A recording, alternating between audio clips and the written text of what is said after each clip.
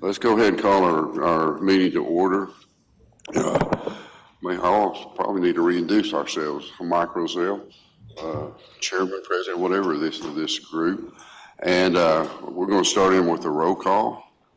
It's been a while since we've done this, so you had to kind of bear with me. And if you forget to do something out of order, don't worry about it. We're going to give a lot of slack today. Let's see, John Isom we have his proxy, correct? Okay. Mike Rozelle, I am here, kinda. Carlos Guzman is present. Jimmy Henry. Here. Okay. Frank Jordan. If the ones that's on the internet, make sure your mute is taken off. I forget that about every time I'm doing that. Lance Dean. Okay. Marlon Mitchell.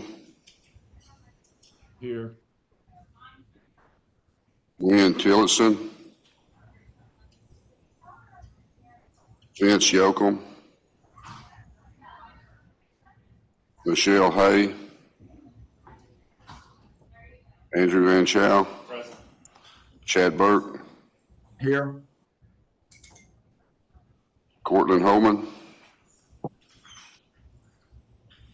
Wendell Knoll. Danielle Schreiner. Here. Charles Rogers. Diana Groby. Here. BJ Simon. Here. Mike Ferdinand. Here. Patty Wharf. Here. Mayor Guy Robert Jackson. Here. Brandon Willis. And Mike Walker. Okay. Daryl, does that confirm we do have a quorum? Good. All right. If we would stand at this time, I'd like to ask, Andrew, would you mind leading us in the pledge? Absolutely.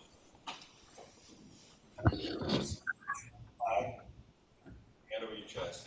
I pledge allegiance to the flag of the United States of America and to the republic for which it stands, one nation, under God, indivisible, with one liberty and justice for all. You want to do the Texas? Honor the Texas flag. I pledge allegiance to the Texas. God bless Texas. Yeah. Moving right along, we're on item number 3, roll call and housekeeping, which we've already done. Roll call, but the housekeeping, Darryl, do you have something else to add at this point? Housekeeping. Mm-hmm. The last, if y'all have noticed that. Yeah, your mic's not on or you're not close enough. So for housekeeping, we are making some changes to the second floor. So if y'all have noticed, after these changes are done, we will be able to take in-person meetings. So feel free to reach out to come see the new meeting facilities and to talk about things that may be in you that you may have in your respected areas.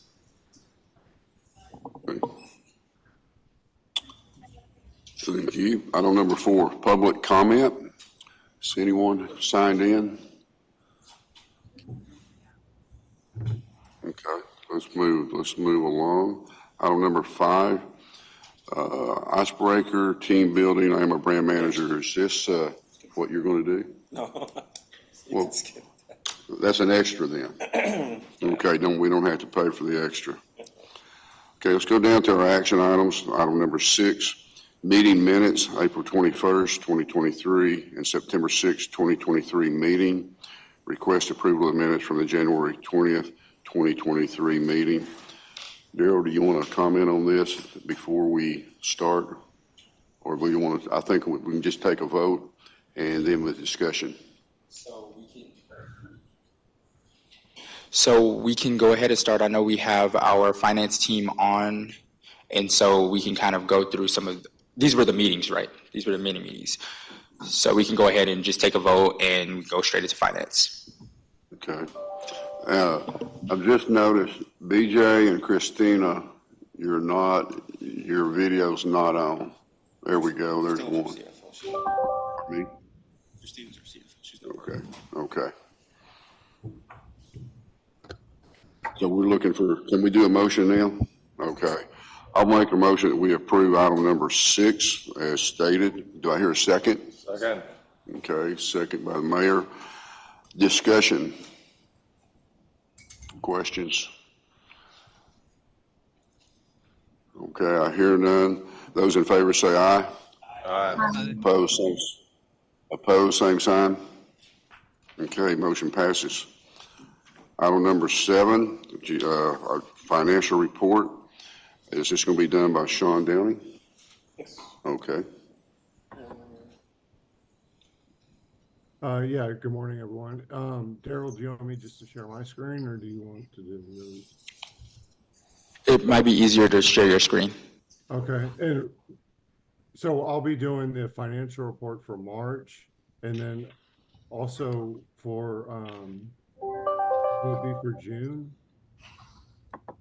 I just want to make sure that I'm presenting the right ones for the board that need approval.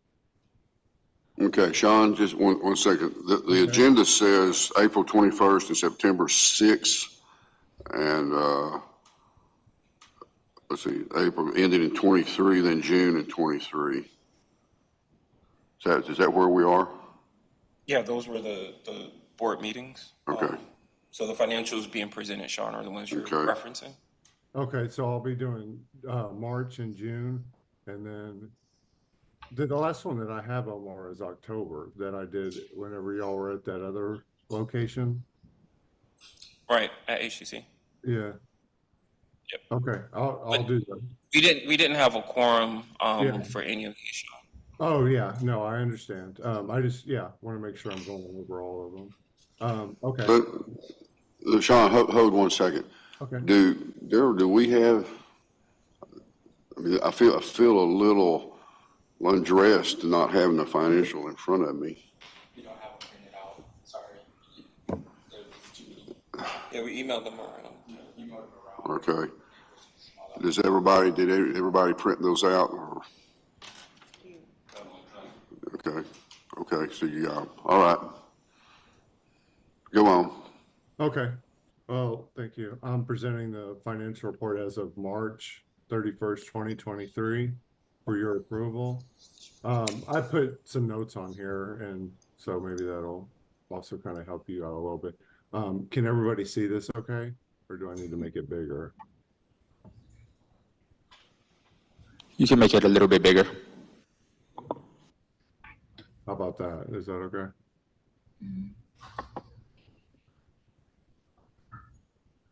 Okay. Yeah, for the accounts receivable, we had $7,600. This is amount that we billed back in December, which we got paid for in April. So yeah, I just want to let you know that this is zero. And then, as you know, the 3 that we started out with our defederalized RLF, our CARES Act, and our RRR loan programs are here for the receivables. And then we had $319,000 that's payable to HGAC. For those of you that don't know, we have HGAC pays all the salaries, all the invoices, and then we use we then transfer money over from EDA to reimburse HGAC. And so that's what that payable is. And for the income statement, this is the federalized interest that we earned so far through March was $8,300, and then $62 for the CARES Act, and then $3,700 for interest from the bank. And then as you look at the expenses, these expenses for $139,000 consist of basically some of the defederalized money, planning, we have broadband, and some CARES Act. And so we hadn't requested funds yet from EDA. That's why there isn't anything as far as revenue right here. You'll see that in the June report. So I'll pause here for any questions. So Sean, this Yeah. is from a year ago, correct?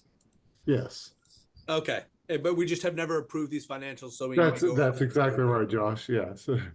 I went through them before, but we didn't have a quorum then. And so, Well, I will make if there's no other questions, I will make a motion to approve the financials as stated. Okay, there's a motion made. Is there a second? I Who seconded it? Diana Groby. Okay. Further discussion? Those in favor, please say aye. Aye. Opposed, same sign. Okay, motion passes.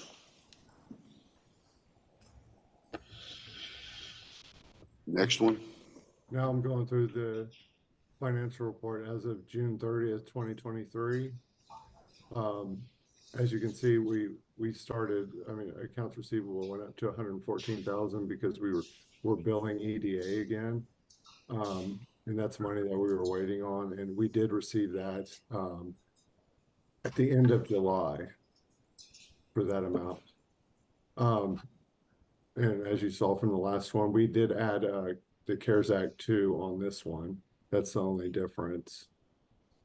For the accounts payable, we made the payment, we made some payments, and this is the balance right now that's still owed to HGAC as of June. And for the income statement, we started getting in a lot more interest earned for all the loans that we have for the CARES Act and the defederalized and the RRR. These are the revenues that I was talking about that we started, once we started billing, we're recognizing the revenue, and we also received 500,000 from Fort Bend. For the expenses, you can see that it's 452,000, and there's a breakdown of what each of the costs are. Most of it is broadband related and CARES Act related. I'll open it up to any questions.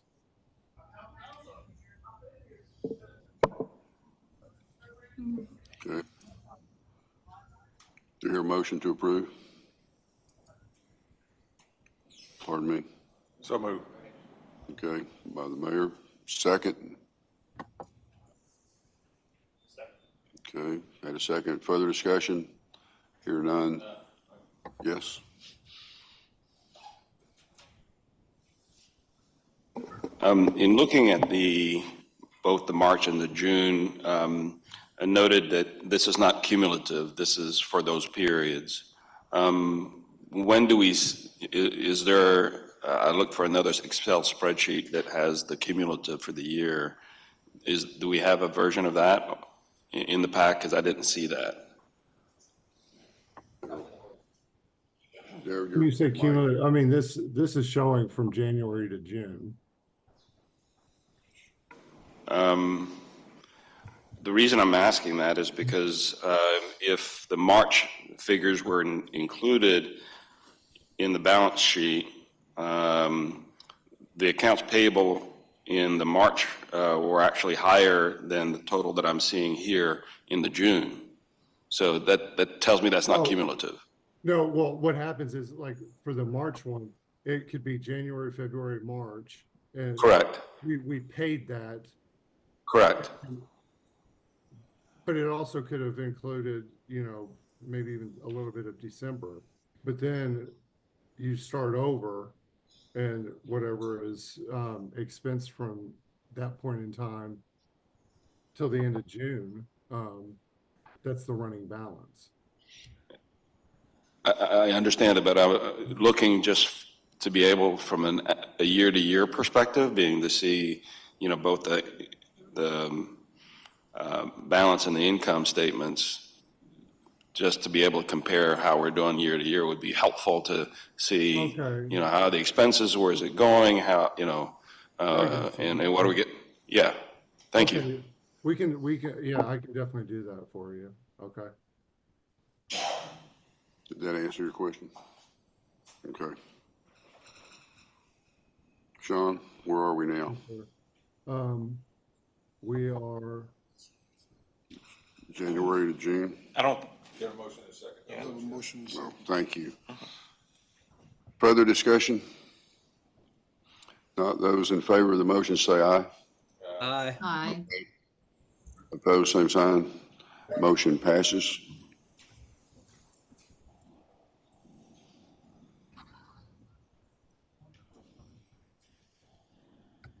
okay, now I'm presenting the financials as of October 31st, 2023. Yeah, again, these are the different balances for all the RLFs. Here's our accounts payable through that time.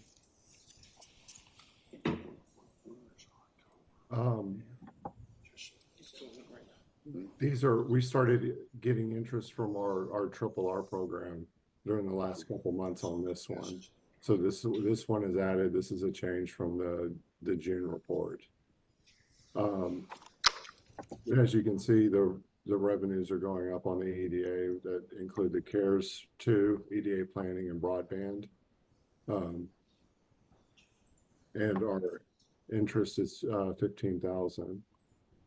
And again, we have the breakdown of all the expenses by program.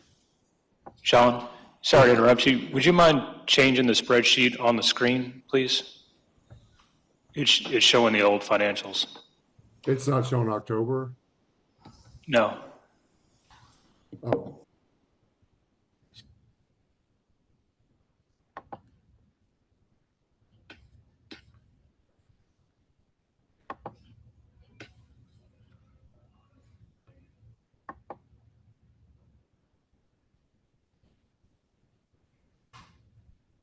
Okay. How about now? That's good. Thanks. Okay, sorry about that. I thought, I see it on my screen. I just assumed, sorry. Okay, I can, you want me to go back over it again? That's no problem. Yes, please. Okay, these are the financial reports as of October 31st, 2023. Like I was saying, these are the balances on the receivables for each of the 4 loans that we have, loan programs. We have accounts payable of 161. And on the interest, this is what I was talking about. We started receiving interest on our triple R program, which that was the difference between the June report and the October report. And then, as you can see, these are the revenues that we received that we were requesting from EDA for CARES 2, planning and broadband. And here's the breakdown of the expenses by the programs.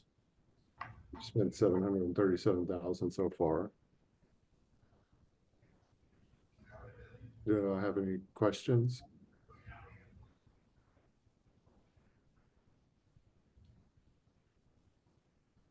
If not, you want to make a motion? Josh Owens will make a motion to accept the October's financials as presented. Here a second? Second. Second by the mayor.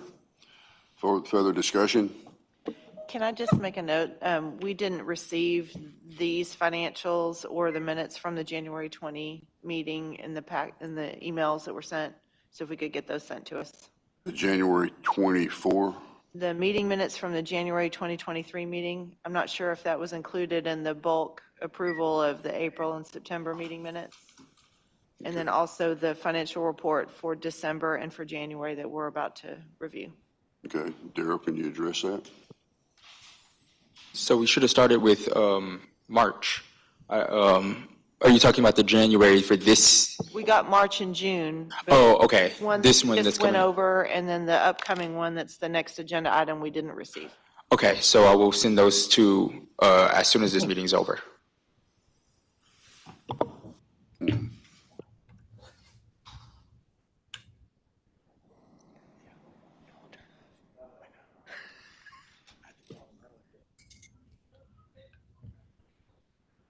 if the light's off, your mic's on. Okay, did that answer your question? Okay. Further discussion? Have we voted on that yet? Pardon me? I didn't think so. Those in favor say aye. Aye. Opposed, same sign. Motion passes. Sean, next one. Okay. Are we down to number 8 now? This is the December one. Is that number 8? Can y'all see this one before I still see October. October's still up there. okay.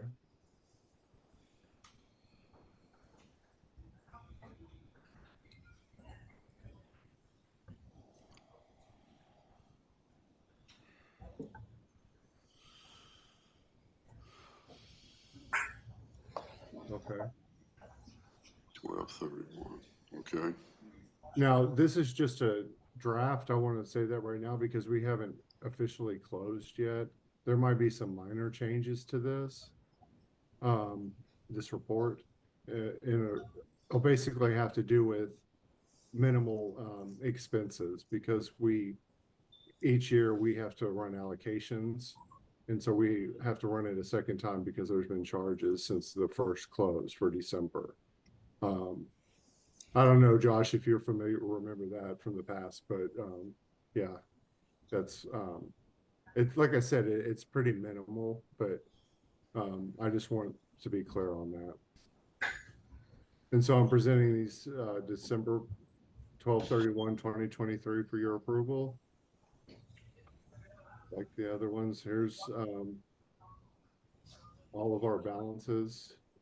You'll see that this one went down significantly by 340,000, and I'll get to that in a second because this went up by a lot, by 340,000 because we had a write-off.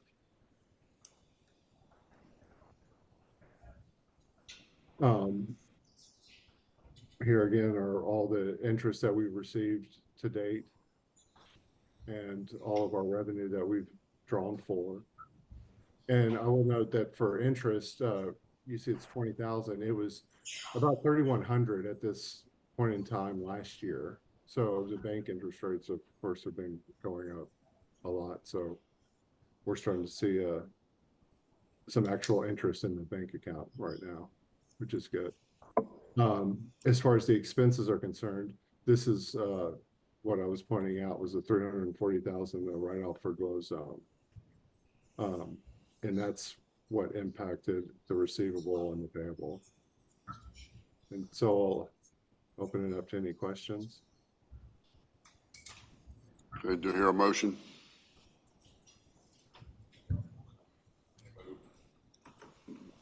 Here a second? Mayor?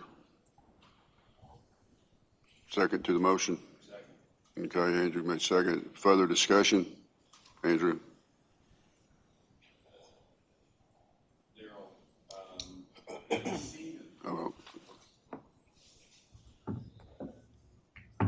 Is it blinking green? Is it blinking? Oh, there he goes. Is it on? In the packet that we got, these financial reports were not included. Are you going to be following up to send us? Yes. So these two were sent late yesterday, and so I can send them before. I can send them as soon as we leave this meeting. Okay. All right. All right. And are we also going to see one for January or? So this is well, Sean, I believe that this is the one for throughout the end of the year. Okay. Right. Yeah. I don't have the January one yet. Okay. All right. I think the agenda for the approved December 23, that should have been October, and then this would be December. Correct. So I think the agenda is actually wrong. All right. So on the agenda, we use the date of the original meeting, but then on the actual financials are the financials are to the date that those financials are made. So originally we had a December meeting, and so the financials would have went through October, and then the January meeting, which is now in February, would have went through December. But on number 8 on the agenda, it You says need for a- the period ending December 2020. The microphone, the folks. Yep. On the agenda for the approved December 2023, if we're trending with what you just said, it still says that the financial reports for that period ending December 2023. And then the next one says ending January. So it should have Not said, actually so, what the financial period is. yeah, it should have been October. I'm sorry. I see what you're saying. Okay. So it would be up until October. Well, I mean, I think October is, yeah, I guess that's a question. I don't know if it's right on the agenda, if we can we vote on it? Well, Act on it? well,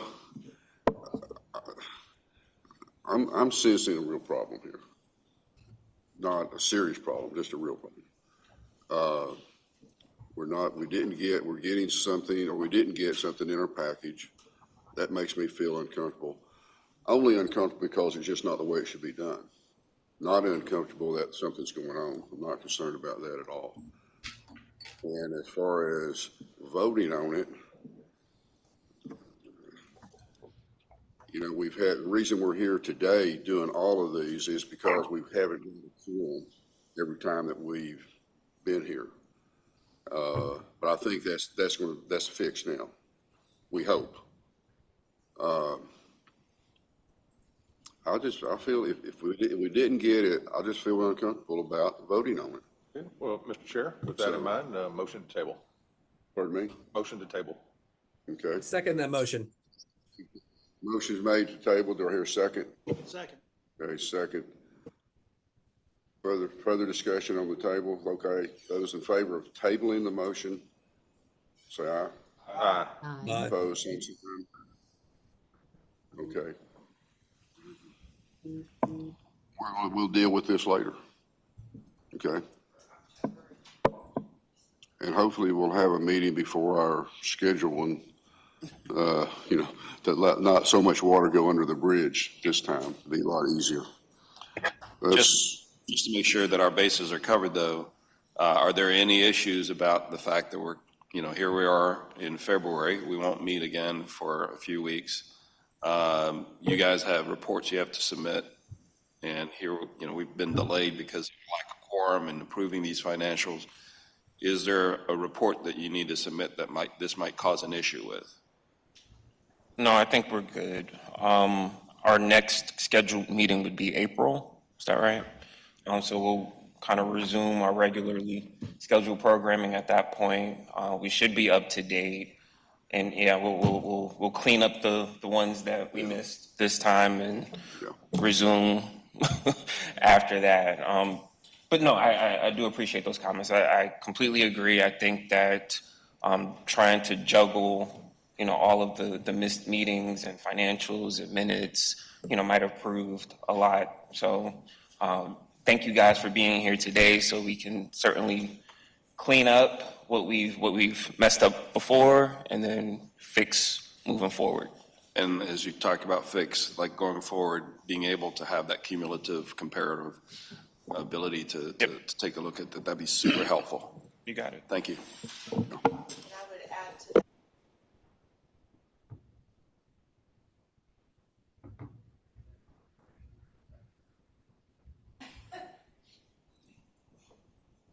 If we can add to, in the past, because I know we've got charge-offs in that for account write-offs for non-payment, we've typically had a sheet that shows the loans and the status of those two. So if we can include that in the materials that are sent also, please. Yep, we'll be sure to get that to you. Okay. Is that clear as mud now? Good. Okay. Let's see. Have we passed? Did we take care of item number 8? I think we just did. That's the one we just tabled. Item number 9, Sean. I'm sorry, which one is item number 9? We're tabling that, right? 8 and 9, The motion to table. No, we only tabled 8. yeah. So, okay, so you have the motion. So, Mr. Chair, motion to table item number 9. there a second? Okay, second by Carlos. Further discussion, questions? Those in favor say aye. Aye. Those same sign. Motion passes.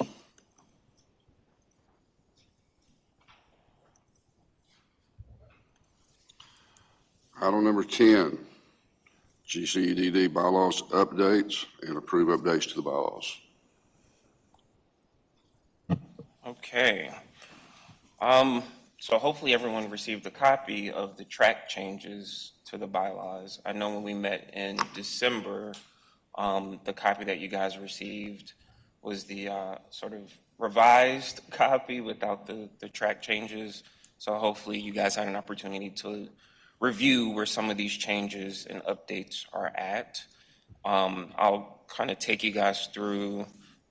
Are you sharing, Daryl? Okay.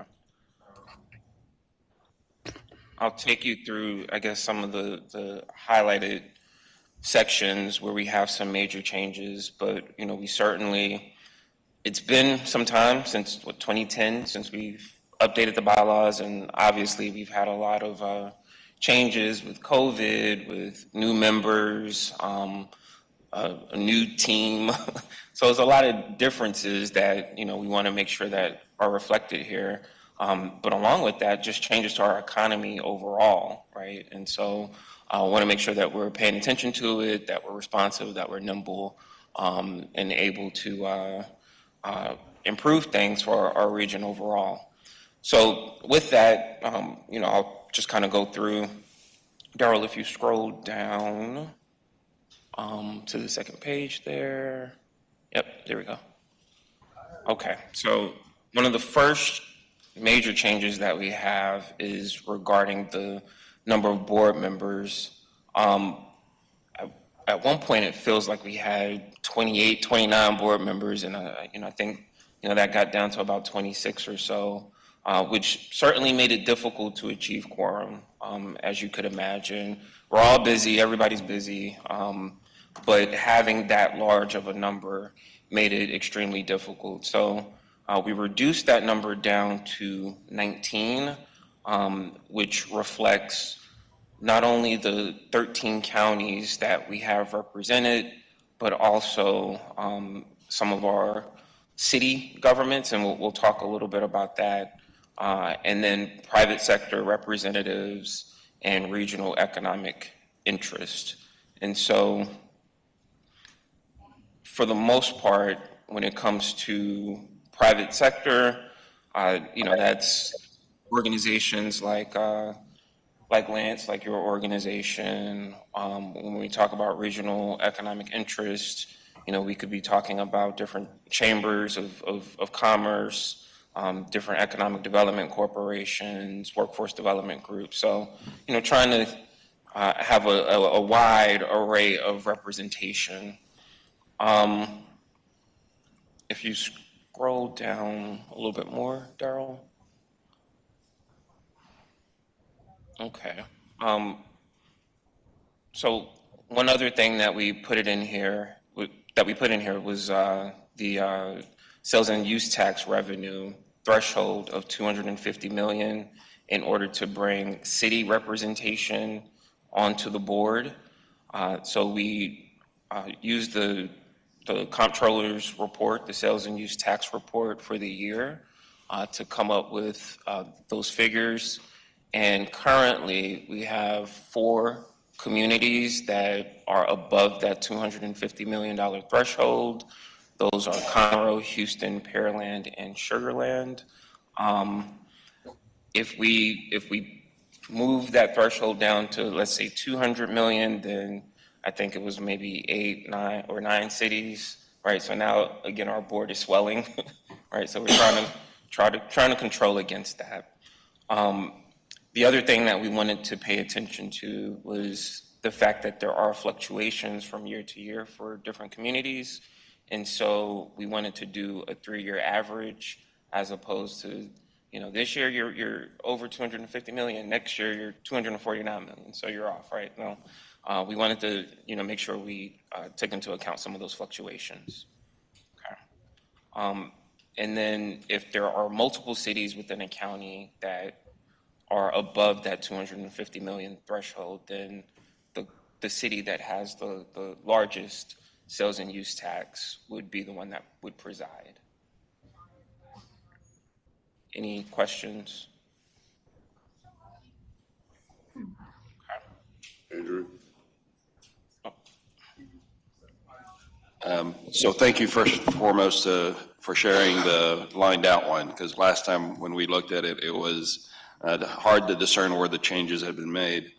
On page 2, on this section that talks about the private sector rep, it talks a lot about having a minimum of 1 and up to 5, but then the final paragraph states that if there's an issue of identifying and recruiting a person for that role, that there are some remedies for that.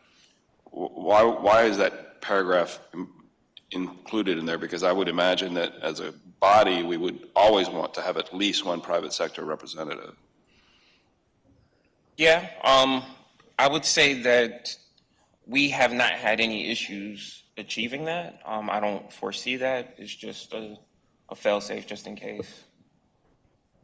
I believe we're required under EDA guidelines to have private sector representatives on our board. So I would make sure that whatever bylaws with changes we make, that they're in line with the EDA guidelines.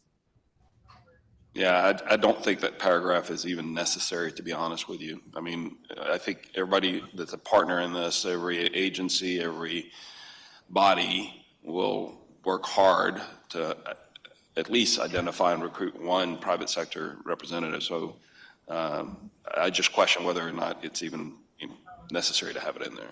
That's fair. Especially if it's in conflict with what Josh just mentioned. Yeah. We've never, I don't think, had an issue achieving this, but yeah, we can remove it. That's fine. Okay. The other section is on page 5, having to do with attendance, and it talks about must be able to attend at least 2 meetings, but it doesn't say or what. So what are the ramifications if you don't attend and achieve that minimum? Yep. I'll get to that. I was just kind of pausing for questions. Oh, the questions. All right, thank you. Any other questions regarding the sales and use tax or the board composition? Okay. Okay. You can scroll down, Darryl.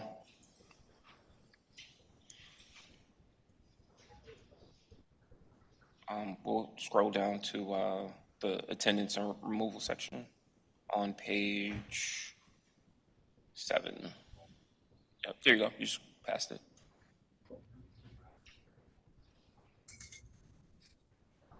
Yep. Okay. So I believe this answers your question here, Andrew. Directors who are absent, no call, no show for 2 meetings within a year will receive a notice that they are in jeopardy of being removed from the board. We'll send a notice to the director as well as the nominator. If there are 3 missed meetings without reason, then we'll go ahead and take the steps of removing them completely from the board and then try to replace them. And I would imagine that if that process is taken, that then the body that appointed that individual would be notified for a replacement. Okay. Yep. If there's another phrase that we should use here in place of nominator, we could do that, but we assume that the nominator would be that that entity that holds the seat. Any questions about attendance or removal of members? Okay. And then the next section would be terms. Might have passed by myself. On page 9. Yep. And so term limits, we state here that an officer may not hold an individual officer position for more than 3 years. An officer may be nominated for and hold a different officer position at the conclusion of their term limit. Excuse me, this says 30, is that, am I reading that right? Pardon me? The 6 is crossed out. Oh. Yeah.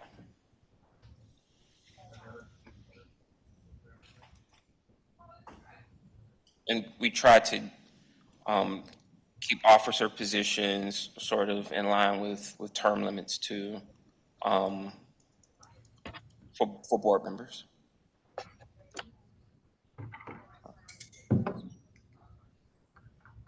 And so those are the more substantial changes. Everything else is,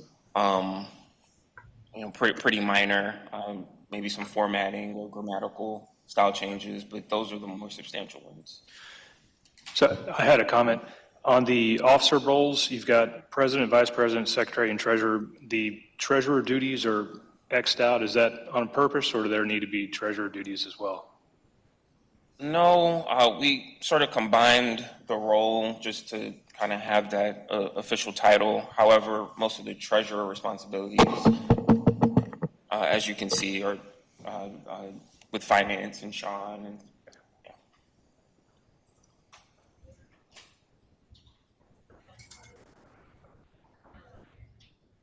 In the past, the folks who are in those roles, the president, vice president, secretary, et cetera, also compose the executive committee. But I've seen reference to the executive committee having been stricken out of here, so there doesn't appear to be an executive committee going forward. Is that right? Yeah, so we leave space here for ad hoc committees in the event that we need to form an executive committee or something just to take us through any particular actions or give thought to something that we're working through. But those can start and stop according to projects. We don't have to hold a formal executive committee as part of our bylaws, though. Okay, and if that's the case, then shouldn't we have something in here about how ad hoc committees are created? What's the process? Who makes that decision? Or because otherwise, then it just happens, and it's not clear how it happens or who's responsible for doing that.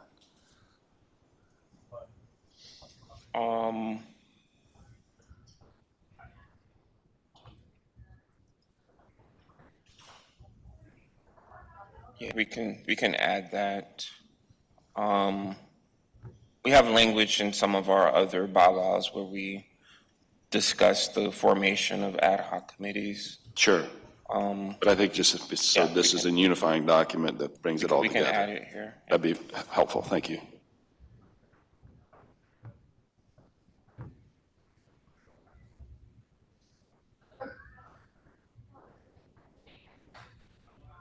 If you go to, okay, I knew something was in here.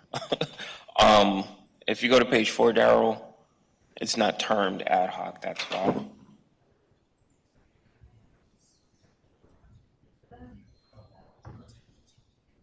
Okay. Page 4, towards the bottom, section 4. Subcommittees, up a little bit. The board may establish such subcommittees as it deems necessary to conduct its work. The duties of such subcommittees will be determined by the board upon the establishment of each subcommittee. So if you want us to add some additional language around that, we could.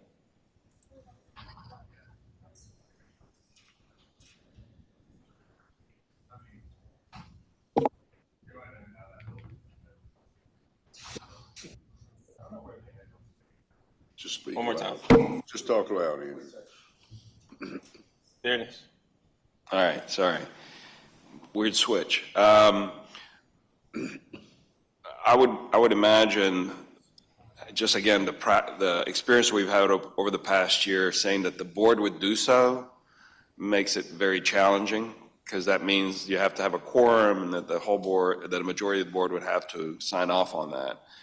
I think to be more agile, I think, again, the officers making the executive committee would do that, I think would probably be more agile and more workable as an option, because otherwise you may want to be creating a subcommittee or ad hoc or whatever, but if you don't get a quorum, then you're kind of stuck. So I would make that recommendation be considered, so that you still have an executive committee, but that you also have the ability to create these subcommittees, and that it's really in the hands of the executive committee members, which the board would, kind of trust and give them that authority.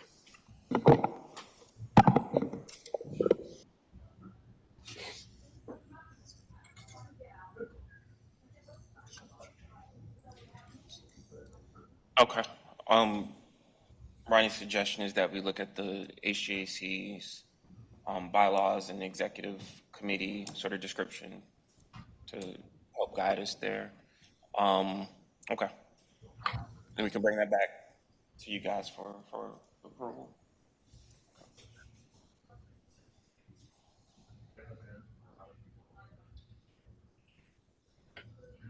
Any other questions regarding the bylaws?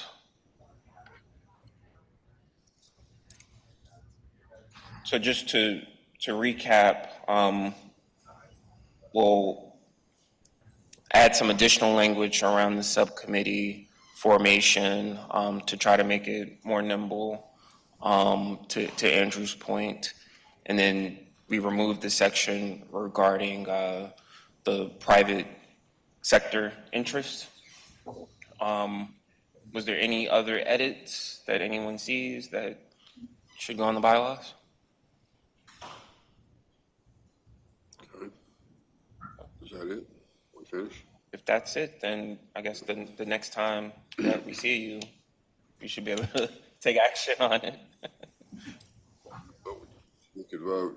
Can we vote today to approve it with the changes that have been from over here and the edits? Or we can wait. I mean, seems like to me it's 6 to 1, half dozen the other. If you feel, does the board feel comfortable with the edits we talked about and the changes that we've all agreed to, good to do? Or would you rather wait till the next meeting and see it all in writing? Get it before the meeting and let us look at it, compare it. I can go either way. Anyone got one way or another you'd like to see? You want to wait?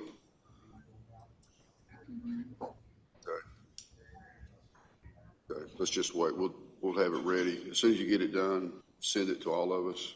Okay. As soon as you can. Like I said, as soon as we can, not the day before. Okay. Okay. Let's see. I think, are we down to information now? It looks like.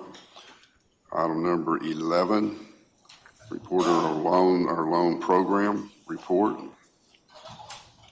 Isaac's going to do that. I'm not going to share my screen. I was just going to go through it. Is your microphone on? Hello. I believe so. Yeah, so this item is for your information only. No action will need to be taken, but I do understand we need to get this sent out to you electronically and have it for you in a hard copy so that next time you can have it in front of you.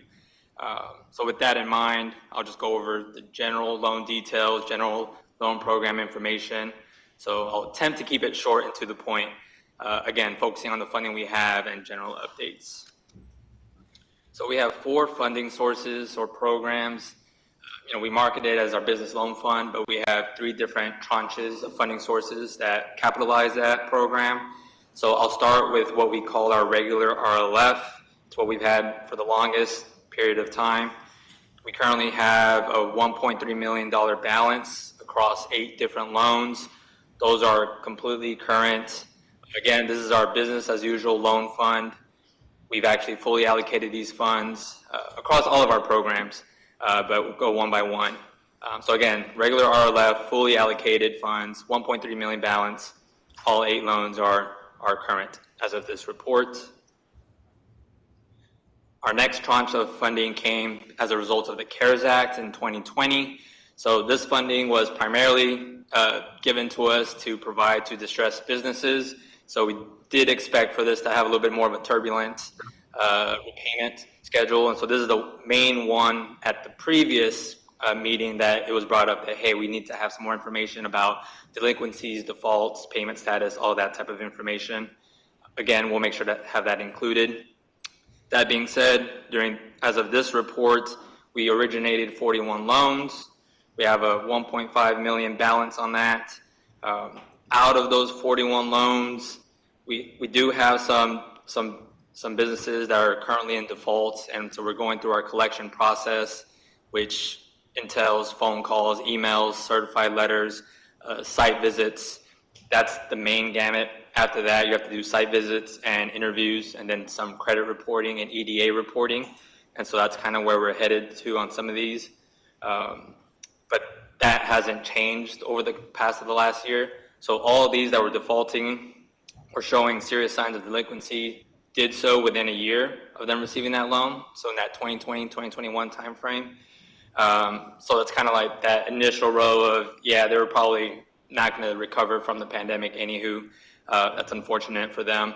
And then how that shows for us is that no new loans have become distressed or delinquent over the past year. So that's a positive thing that I want to make sure to highlight there. And again, this is CARES Act 1 funding that was meant to help distressed businesses. Do we have a total of the total default dollars? On the dollar amounts, I have it on the spreadsheet. I'll make sure that I have it. How much? I don't have that number for you right off the top of my head. No. Okay. But I do have that information, so I'll make sure that that's highlighted. Okay. Great question. We then also got CARES Act 2 funding, or round 2 funding. This was the source of funding that for RLF operators, revolving loan fund operators across the nation, if they weren't able to distribute the funds, it went back to the feds. We're doing such a great job of originating loans, they were able to pass down some additional funds to us. Underneath that funding tranche, we have about $1 million balance, again, to collect, because we've already fully allocated that fund. And although the origination of these funds were disaster funds, we were not limited to that, we were not restricted to finance only distressed businesses. And so this one actually resembles a lot like our normal day-to-day business as usual. So we have 7 loans underneath that program, all fully current as of this report. And so we're excited to report on that as well. And again, that's about a $1 million balance outstanding. Okay. And then our 4th tranche is our RRR loan program. Currently, that's completely financed for Fort Bend. So through Fort Bend and for Fort Bend businesses. Again, disaster-related financing here, so we expect some hiccups with some businesses. We were able to finance 22 loans, 4 of which are delinquent. 2 of those are responsive and make regular payments, but not always the full amount. They pay as they can. One of which we're currently starting the process of doing site visits and seeing kind of what their status is. Excuse me, just a question. Is there something in the agreement that states they can make partial payments? Or is there a penalty or anything like that? They incur late penalties, late fees. Which is added to the principal? That's correct. That's correct. Sure. And so oftentimes we reach out to them saying, hey, we need you to catch up with the current balance, and they'll make a partial payment. Who determines to let them go on and pay like that? What determines that we don't just close them out as a default? Well, we don't want to close them out or default because we still want to collect and recoup as much of that as possible. Okay, so as long as they're paying something, we're going to keep, the faucet's not turned on full, they're dripping it. Yes, okay. Absolutely. Now, of course, if they start becoming less responsive or we see, differences in the payments being made, then we, of course, will accelerate our efforts on that. But for the most, Sorry, go ahead. I'll interrupt. but I was going to say, so like one common example is, for whatever reason, the gentleman doesn't like the auto debit feature, and so he likes to come in and deposit a check or bring a check or perform a wire transfer while he's in the building. So it's a very specific example, and so he'll come in and make two monthly payments at a time. And so of course we don't want to put him in default or to take anything extra, because if we're still able to collect the financing at the end of the day, we want to do what's best for the business while still recouping our funds. Will our board members get a copy? We usually have a copy of that. Will we get a copy of that? Or am I the only one that wants to see the copy? No, I think others expressed. Okay. Was that answered? Okay. Just send it out with all the other stuff that you're going to send us. All right. Sounds good. And then the last point I was going to make on that one of the 4 is filing for bankruptcy, and so they're going through the legal process there. There's nothing for us to do at this point, so we're standing by, waiting to hear back from them. Okay. And that's all I have. Again, high level, general information about the 4 tranches of funding that we have. We'll put out, and we'll make sure we send out the financial reports as well as any additional information that was asked about. Okay. And again, this is for information only, so no action necessary. Okay. Any other questions? Isaac? Okay. According to my paper, number 12 is adjourned meeting. Are we at that point yet? Are we at that point yet? So, Andrew? Yes, as part of the adjourned meeting discussion, I would ask that in future agendas that we reintroduce and have other business or even future agenda items to be discussed so that members have an opportunity to tee up topics that would be considered for future agendas. Yeah. I believe we've had that before.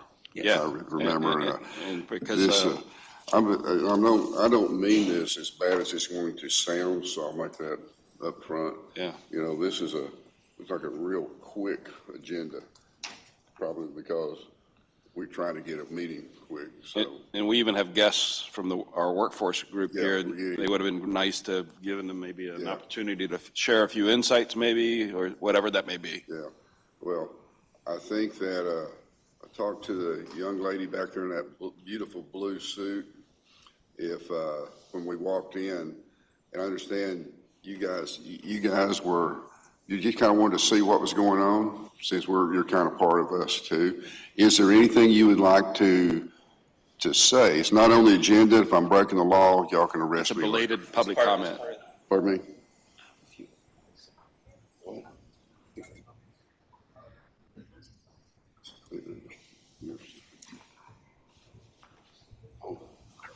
I can't let you make any remarks. Okay, we'll get to that. Let's do this one first. Anything you'd like to say, or we're glad you came, so I'd hate for you not to have a time to say something.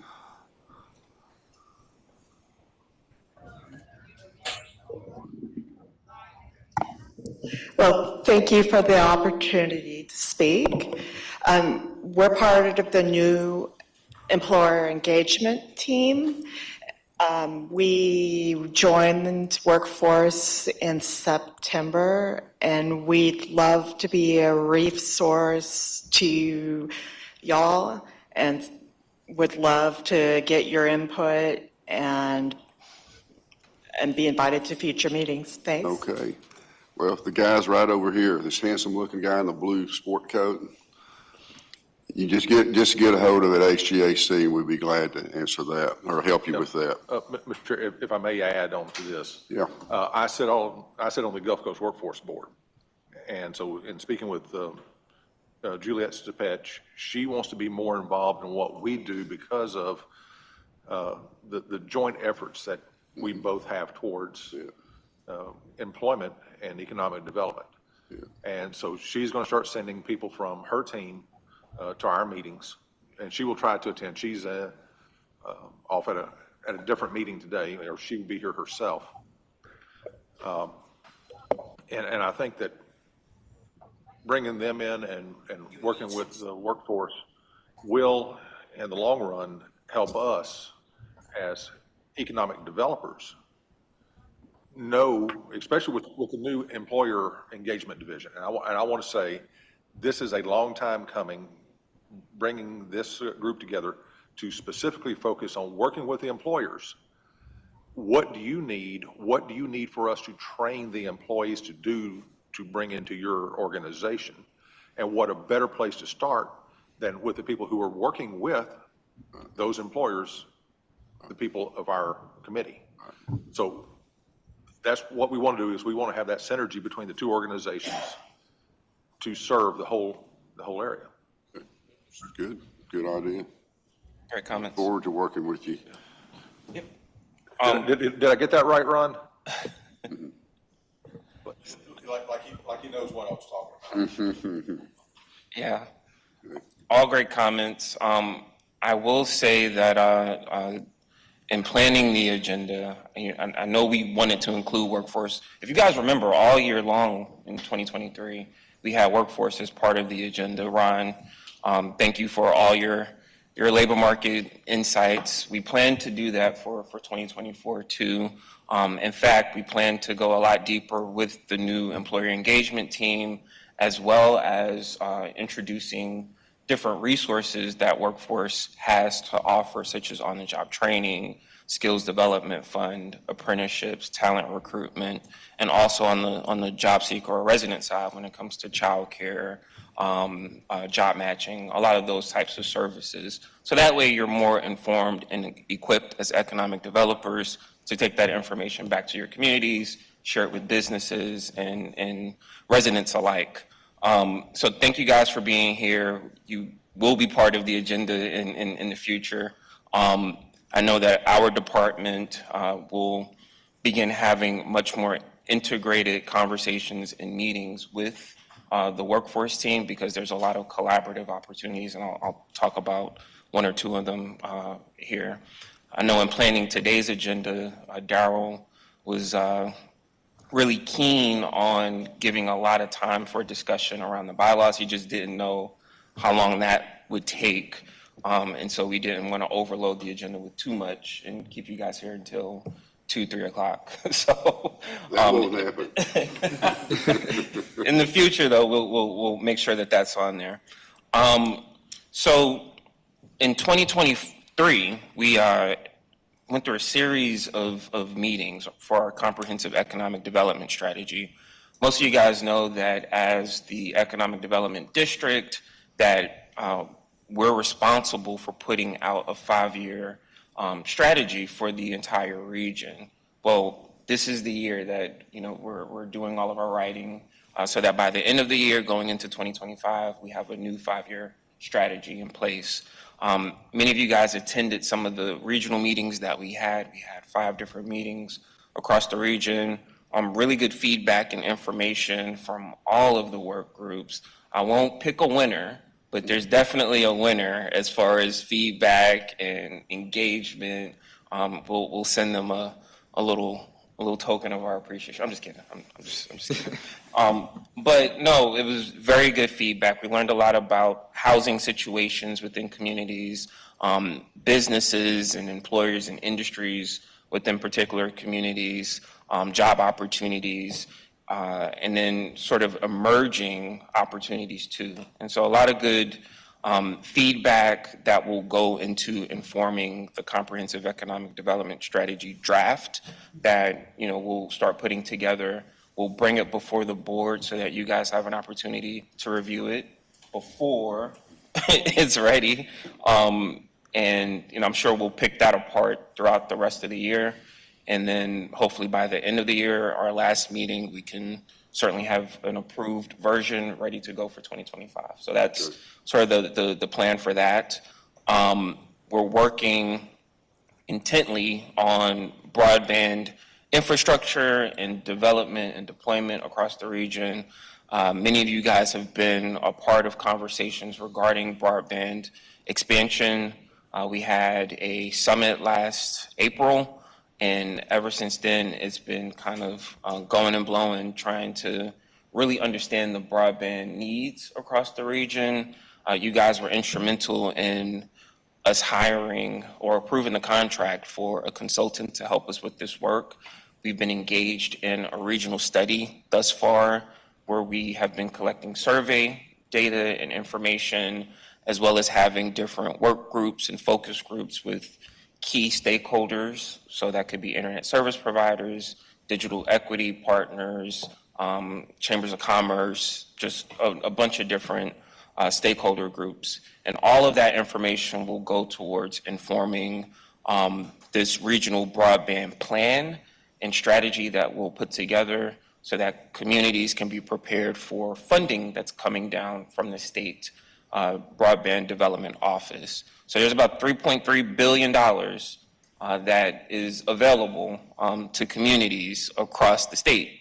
And we want to make sure that our communities in our region are set up and properly prepared for that funding. So that's what this plan, that's what this study is all about. You guys will see more and hear more about that. Okay, and so there were two things I wanted to bring up. So I know a lot of board members have approached me about potentially having the HREDA meetings. For those who don't know, HREDA stands for the Houston Regional Economic Development Alliance and the Gulf Coast Economic Development District on the same day on the months that we meet for those who are further out, so it can become an easier drive in town.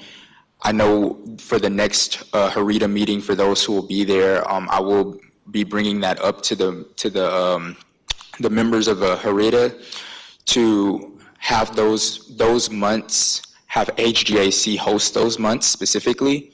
That way we can have ideas like workforce spotlights that we were talking about, so we can go into depth with a lot more of their programs, not just for the Gulf Coast Economic Development District, but also for the members who are on the HREDA board.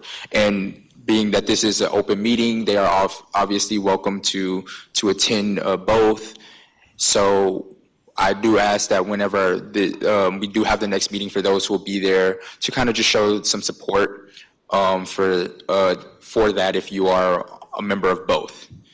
Daryl, just to pop in, we really need to work on coordination between the Greater Houston Partnership and our organization so we don't have a duplication of efforts. So I will be at that next meeting, and I encourage anyone else who's on the Gulf Coast Economic Development District.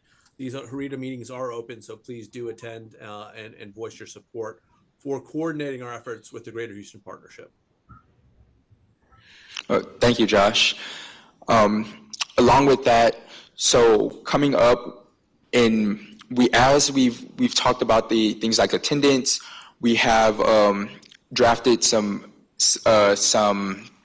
letters for those who are past their two, or in some cases 3, in some cases 4